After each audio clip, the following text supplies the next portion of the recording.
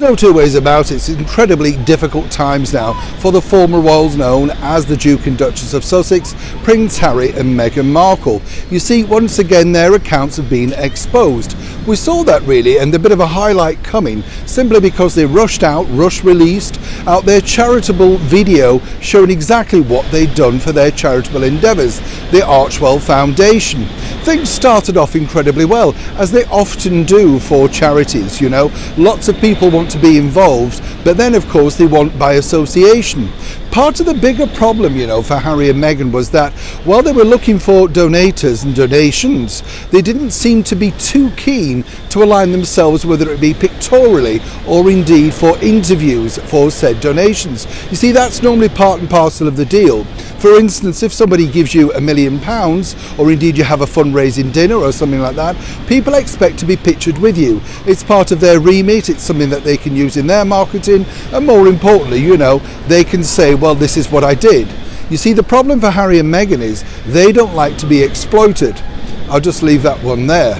But what's interesting now is it's very shaky ground for that particular charity. You see, not only are the alleged expenses for the staff around about $600,000 for the year, but the CEO, James Holt, is on one over at But not only are the rumoured expenses for the staff around about $600,000 a year, but the CEO of the Archwell Foundation, James Holt, is on around about $133,000 a year.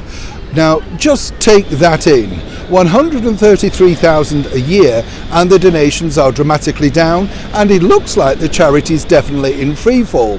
Now, according to a very well-placed source, and as ever, we have to say allegedly, heads are going to roll, cutbacks are starting, and more importantly, every sort of nickel and dime will be checked.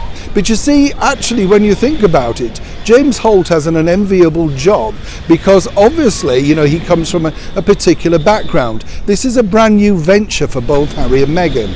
Seemingly, one might suspect they're very clueless about managing big business because while they've been able in the past to rake a lot of money in, seemingly they can't attract people to invest in them. And that is the bigger problem. That's now James's problem.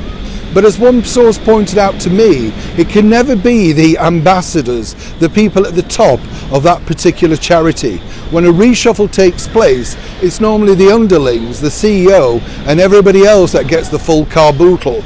Unless, of course, new figures will show in the next year that they've had substantial amounts and rise in donations. Now, in fairness to Harry and Meghan, everybody is suffering in this cost of living crisis. Not everybody wishes to align themselves to, of course, certain individual charities. Meghan have an impressive list and roster of very famous and rich friends, the likes of the Ellen DeGeneres, the billionaire Oprah Winfrey, Kevin Costner, Tyler Perry. One would suspect or indeed be alarmed at the fact that we don't see these people registered on that list of donators. Perhaps they're silent, who knows? But either way, what's happening now is a full infrastructure remit regarding the Archwell Foundation. And it's not just that, oh no. While the Invictus Games has got its own battles to try and secure funding, sponsorship, etc., it looks like Harry and Meghan are going to have a rocky start to 2024 at least.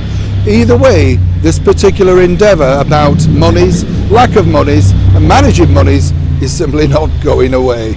It is a developing story. When I know more, you'll know more. Neil Sean in the very heart of London.